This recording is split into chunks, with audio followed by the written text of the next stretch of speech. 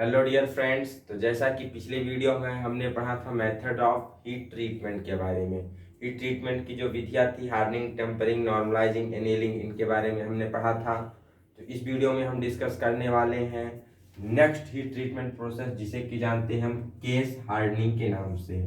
तो ऐसी स्टील जिसमें 0.15% तक की कार्बन की मात्रा होती है, कितनी, 0.15% कार्बन होती है। ऐसे स्टील को लो कार्बन स्टील या माइल्ड स्टील के नाम से जानते हैं। इनको फुली हम पूर्ण रूप से हार्ड और टेम्पर नहीं कर सकते, पूर्ण रूप से हार्ड नहीं कर सकते। तो इनको क्या करते हैं, इनकी केवल ऊपरी सरफेस, बाहरी सरफेस को ही हार्ड किया जा सकता है। क्योंकि हार्डनिंग करने से क्या होता है, एक ही स्टील के अंदर हम बहुत सारी प्रॉपर्टीज को जनरेट कर सकते हैं, बहुत सारे उपयोग में उसे ले सकते हैं। तो इसके लिए हम क्या करते हैं, इसके केवल बाहरी सरफेस को हार्ड करते हैं। किस प्रोसेस के द्वारा हार्ड किया जाता है, वो होती है आपकी केस हार्डनिंग। सतह कठोरीकरण के द्वारा हम उसकी बाहरी सरफेस को हार्ड करते हैं। तो बेसिकली किया क्या जाता है, उसके सरफेस में हम कार्बन की मात्रा को या फिर नाइट्रोजन की मात्रा को बढ़ाते हैं। इसके द्वारा हम लगभग 0.9% तक के कार्बन की मात्रा को हम सरफेस पे बढ़ा सकते हैं। इसकी जो सरफेस होती है वो तो हार्ड हो जाती है, बट जो इसकी कोर होता है, अंदर वाला भाग होता है, वो कैसा रहता है, सॉफ्ट और डक्टाइल ही रहता है। बाहर हार्ड सरफेस है और कोर सॉफ्ट और डक्टाइल है, तो एक ही पार्ट में कई सारे गुण होने की वजह से उसका उपयोग बहुत ज्यादा बढ़ जाता है। तो जो केस हार्डनिंग की जाती है, इसके कई सारे मेथड्स होते हैं। तो आइए इस वीडियो में हम यही डिस्कस करने वाले हैं। स्टार्ट करते हैं। फर्स्ट है कार्बुराइजिंग। कार्बुराइजिंग में क्या है, इसमें हम स्टील की सरफेस पे कार्बन की परसेंटेज मात्रा को बढ़ाते हैं। सबसे अधिक प्रयोग की जाने वाली जो विधि है, ये कार्बुराइजिंग ही होती है, जिसके द्वारा परसेंटेज ऑफ कार्बन इंक्रीज किया जाता है। अब कार्बुराइजिंग में अकॉर्डिंग टू मटेरियल, किस प्रकार के मटेरियल के द्वारा हम कार्बन परसेंटेज बढ़ाते हैं, उसके अनुसार ये 3 पार्टों में फर्दर डिवाइड की जाती है। पहला है पैक कार्बुराइजिंग, दूसरा लिक्विड कार्बुराइजिंग, थर्ड है गैस कार्बुराइजिंग। पैक कार्बुराइजिंग में क्या होता है, इसमें कार्बन परसेंटेज बढ़ाने के लिए सॉलिड फॉर्म में मटेरियल्स का प्रयोग किया जाता है।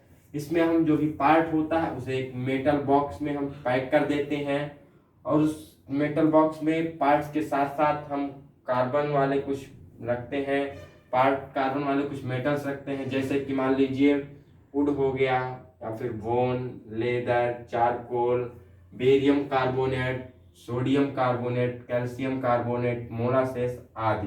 पूछा जाता है कि पैक कार्बोराइजिंग के लिए कौन सा मटेरियल प्रयोग किया जाता है, लकड़ी या फिर हड्डी या फिर लेदर, चमड़ा हो गया, चारकोल हो गया, barium carbonate, sodium carbonate, calcium carbonate और मोलासेस आदि प्रयोग किए जाते हैं। इनको हम पार्ट के साथ मेटल बॉक्स में पैक कर देते हैं। पैक करने के बाद इसे हम फायर क्ले से सील्ड कर देते हैं। उसके बाद बॉक्स को बंद करने के बाद उसे एक वायर से हम इसको टाइट कर देते हैं। फिर इस बॉक्स को क्या करते हैं, लगभग 850 से लेकर 950 डिग्री सेल्सियस तक हीट किया जाता है, और अकॉर्डिंग टू आवर यूज के अनुसार, according to depth of penetration, कितने परसेंट मात्रा चाहिए कार्बन की सरफेस में, उस हिसाब से इसको गर्म किया जाता है। उतने समय तक उस टेम्परेचर पे रखा जाता है, इसके बाद इसको कूल डाउन कर दिया जाता है। तो ये थी पहली surface, pack carburising, carbon percentage बढ़ाने की। दूसरी आती है लिक्विड कार्बोराइजिंग। इसमें क्या करते हैं, ये द्रव माध्यम के द्वारा कार्बोराइजिंग की जाती है, जिसके लिए एक हम हीटेड गर्म साल्ट बाथ का प्रयोग करते हैं। कई बार एग्जाम में पूछा गया है, साल्ट बाथ के जो कंपोनेंट्स दिए गए हैं, इसके बारे में एग्जाम में पूछा जाता है। तो साल्ट बाथ में कौन कौन से प्रयोग किए जाते हैं, आपके जो आपके घोल्स होते हैं, कौन कौन से घोल प्रयोग किए जाते हैं। सबसे पहले है sodium carbonate, sodium cyanide, sodium chloride, barium chloride, इतना दिया जाता है। इसके अलावा कोई एक अन्य ऑप्शन आपको दे दिया जाएगा और पूछ लिया जाएगा, निम्नलिखित में से कौन सा लिक्विड कार्बोराइजिंग या साल्ट बाथ में प्रयोग किया जाने वाला अवयव नहीं है। तो आपको याद रखना है sodium carbonate, sodium cyanide, sodium chloride, barium chloride, ये 4 बेसिकली प्रयोग किए जाते हैं सॉल्ट बाथ में।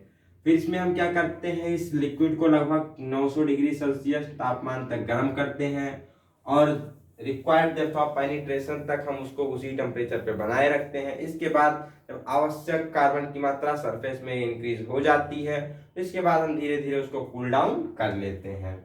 नेक्स्ट मेथड जो होता है वो गैस कार्बोराइजिंग का होता है। इसमें हम पार्ट को एक फर्नेस के अंदर चैम्बर में बंद करते हैं और फिर उस चैम्बर में हम कोई गैस जैसे कि CH4, CO, C2H2, C2H6, इसका नाम क्या है CH4 से मेथेन हो गया, कार्बन मोनोऑक्साइड हो गई, एसिटिलीन हो गया, प्रोपेन हो गया, इसमें से किसी गैस को हम उसमें क्या करते हैं सप्लाई करते हैं और इसको हम इलेक्ट्रिसिटी के द्वारा या फिर गैसों के द्वारा लगभग 1050 डिग्री सेल्सियस तक गर्म करते हैं और रिक्वायर्ड डेप्थ ऑफ पेनिट्रेशन तक, आवश्यक मात्रा जब तक कि उसमें कार्बन की नहीं हो जाती तब तक हम इसे उसी टेम्परेचर पर बनाए रखते हैं। उसके बाद इसको स्लोली स्लोली कूल डाउन कर देते हैं। जो ये गैस कार्बोराइजिंग का मेथड होता है इसमें टाइम बहुत ही कम लगता है, वेरी लेस टाइम रिक्वायर्ड होता है, इसलिए ये विधि बहुत ज्यादा प्रयोग की जाती है बहुत कम समय लगने की वजह से।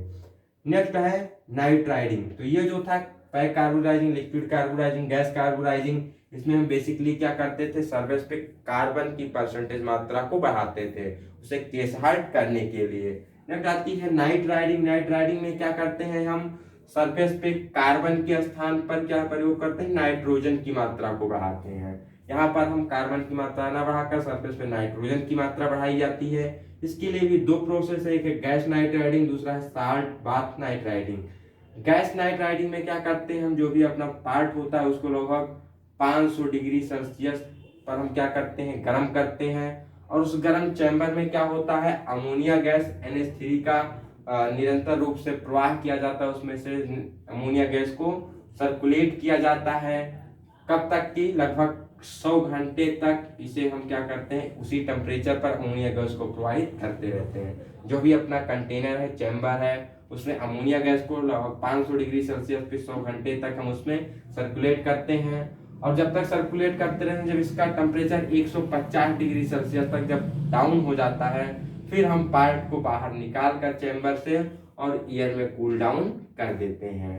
तो जो ये सरफेस होती है गैस नाइट राइडिंग की, इसके बाद उसमें कुछ पपड़ी वगैरह जम जाती है जिसको हम क्या करते हैं बहुत हल्की सी बफिंग के द्वारा, बफिंग एक सुपर फिनिशिंग प्रक्रिया होती है, इसके द्वारा हम क्या करते हैं सरफेस को क्लीन कर देते हैं और रिक्वायर्ड अमाउंट ऑफ नाइट्रोजन हमारा सरफेस से इंक्रीज हो जाता है। नेक्स्ट है साल्ट बाथ नाइट राइडिंग। इसमें क्या करते हैं इसमें एक स्पेशल प्रकार के नाइट राइडिंग बाथ प्रयोग किए जाते हैं। नाइट राइडिंग के लिए जो साल्ट बाथ नाइट राइडिंग होती है बेसिकली ये सुटेबल होती है एलॉय स्टील के लिए या फिर नॉन एलॉय स्टील के लिए और कास्ट आयरन के लिए। कास्ट आयरन की अगर मान लीजिए हमें क्या करनी है कार्बोराइजिंग करनी है, सरफेस पे नाइट्रोजन की मात्रा बढ़ानी है तो हम प्रयोग करेंगे साल्ट बाथ नाइट राइडिंग, या फिर जो एलॉय स्टील है इन सब के लिए प्रयोग की जाती है साल्ट बाथ नाइट राइडिंग, प्रयोग किया जाता है स्पेशल सॉल्ट बाथ। इसके बाद है साइनाइडिंग। साइनाइडिंग में भी क्या करते हैं हम वही सेम टू सेम, इस पे भी परसेंटेज ऑफ मात्रा बढ़ाते हैं नाइट्रोजन की या फिर कह लीजिए कार्बन की, जिसको जैसा भी आपको रिक्वायर्ड हो, बेसिकली इसमें नाइट्रोजन की मात्रा बढ़ाई जाती है। इसमें क्या करते हैं job is heated in cyaniding bath, जो अपना साइनाइडिंग बाथ प्रिपेयर किया जाता है उसमें हम जॉब को हीट करते हैं लगभग 800 से लेकर 850 डिग्री सेल्सियस तक का। इस साइनाइडिंग बाथ में कौन कौन से आपके अवयव प्रयोग किए जाते हैं तो वो है 30% ऑफ Na2CO3, 30% मात्रा प्रयोग की जाती है सोडियम कार्बोनेट की, 35% NaCl सोडियम क्लोराइड होता है और 30% सोडियम साइनाइड NaCN होता है। सॉल्ट बाथ का जो साइनाइडिंग बाथ कंपोजिशन एक बार फिर से देखिए, 30% sodium carbonate, 35% NaCl sodium chloride और 30% सोडियम साइनाइड का प्रयोग किया जाता है। कई बार पूछा गया है इस साइनाइडिंग बाथ को हम लगभग कितने टेम्परेचर तक 800 से 850 डिग्री सेल्सियस तक 1 से लेकर 2 घंटे तक के लिए इसको हम गर्म करते हैं। उसके बाद इसको वाटर में या फिर ऑयल में स्लोली कूल डाउन कर देते हैं। इस साइनाइडिंग के द्वारा जो केस हार्डनिंग की जाती है वो लगभग होती है 0.3 mm तक की डेप्थ तक हम केस हार्डनिंग कर सकते हैं। ये सबसे आसान प्रोसेस, सबसे सस्ती प्रोसेस होती है। जैसे कि जो ऑटोमोबाइल्स के जो पार्ट्स होते हैं लो कार्बन स्टील वाले पार्ट्स होते हैं इनके लिए बहुत सस्ती प्रोसेस होती है। जैसे कि gears, worm wheel, gear shaft, इन सब की जो केस हार्डनिंग करनी होती है बेसिकली साइनाइडिंग के द्वारा ही की जाती है। नेक्स्ट होती है फ्लेम हार्डनिंग। फ्लेम हार्डनिंग में क्या करते हैं इसमें हम हीट को सप्लाई करते हैं एक ऑक्सी एसिटिलीन टॉर्च से, oxy acetylene formula C2H2 torch के द्वारा हम हीट को सप्लाई करते हैं। जो भी आपका मटेरियल जिसपे हमें कार्बोराइजिंग करनी होती है, ये बेसिकली बड़े पार्टों के लिए प्रयोग की जा सकती है, जिसको हम भट्टी में चैम्बर में नहीं रख सकते। इसी उस डायरेक्ट मेटल पे ही हम क्या करते हैं, फ्लेम की टॉर्च लाते हैं और उस पर ऑक्सीएसिटिलीन गैस प्रवाहित करते हैं। इसके कूलिंग के लिए जस्ट बगल में ही एक नोजल लगा होता है, स्प्रेइंग नोजल, जिसके द्वारा हम इस पे वाटर पानी का छिड़काव करते हैं, उसको कूल डाउन करते हैं। किसके लिए सुटेबल होती है, काफी जो भारी और बड़े पार्ट होते हैं, बड़े वर्क पीस, भारी वर्क पीस होते हैं, उसके लिए बेसिकली फ्लेम हार्डनिंग प्रोसेस प्रयोग की जाती है, जो कि भट्टी वगैरह में नहीं रखे जा सकते। एक और इसका जो डिफेक्ट होता है कि ये स्मॉल पार्ट, छोटे पार्टों के लिए सुटेबल नहीं होती है। फ्लेम हार्डनिंग के द्वारा छोटे पार्टों की केस हार्डनिंग नहीं की जा सकती, क्योंकि केस हार्डनिंग के दिखाओ क्या हो गया, पूरा का पूरा ही पार्ट हार्ड हो जाएगा, क्यों फ्लेम को कंट्रोल नहीं कर पाएंगे अगर काफी छोटा पार्ट होगा। तो इसलिए छोटे पार्ट की केस हार्डनिंग हम फ्लेम हार्डनिंग मेथड से नहीं करते हैं। Next and last that is induction hardening, सबसे ज्यादा पूछा जाने वाला टॉपिक।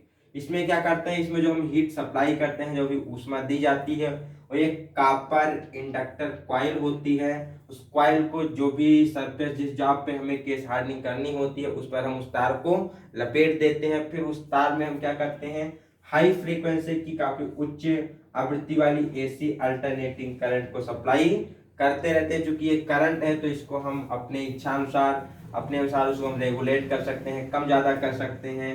तो ये प्रोसेस सबसे ज्यादा यूज की जाने वाली प्रोसेस होती है। ये किसके लिए प्रयोग की जाती है, बेसिकली जो कैम शाफ्ट हो गए, क्रैंक पिन हो गई, गियर हो गए, वाल्व रॉकर शाफ्ट हो गए, एक्सल शाफ्ट हो गए, जितने ज्यादा महंगे महंगे पार्ट होते हैं, वेरी प्रिसाइज कंपोनेंट्स होते हैं, उन सब की हार्डनिंग ज्यादातर इंडक्शन हार्डनिंग से की जाती है। इसके लाभ क्या है कि इस प्रोसेस में चूंकि कंट्रोल कर सकते हैं हम करंट को, इसमें ज्यादा क्रैकिंग्स वगैरह नहीं होती, कोई क्रैक वगैरह फॉर्म नहीं होती। साथ ही साथ सबसे ज्यादा पूछा जाने वाला क्वेश्चन जो कि केस हार्डनिंग से पूछा जाता है कि किस प्रोसेस में, केस हार्डनिंग के किस प्रोसेस में हमें स्केल फ्री सरफेस प्राप्त होती है, मतलब जो पपड़ी रहित सरफेस होती है, उस पर कोई पपड़ी वगैरह नहीं जमती, वो किस प्रोसेस में प्राप्त होती है। तो इंडक्शन हार्डनिंग के द्वारा हमें क्या प्राप्त होती है, स्केल फ्री सरफेस, पपड़ी रहित सरफेस प्राप्त होती, कोई इसमें डिफेक्ट वगैरह नहीं होता। ये प्रोसेस प्रयोग की जाती है बेसिकली कंपनियों में मास प्रोडक्शन के लिए, जहाँ की एक ही सामान के कई सारे पार्ट्स होते हैं, उन पर हमें केस हार्डनिंग करनी होती है, तो उनके लिए बेसिकली प्रयोग की जाती है इंडक्शन हार्डनिंग प्रोसेस। तो आशा करते हैं ये वाला वीडियो आपको समझ में आया होगा। टाइप्स ऑफ केस हार्डनिंग अगर कुछ समझ में नहीं आता तो एक बार फिर से वीडियो को रिवाइज करके देखिए। मिलते हैं अगले वीडियो में एक नई जानकारी के साथ, तब तक के लिए best of luck, bye bye.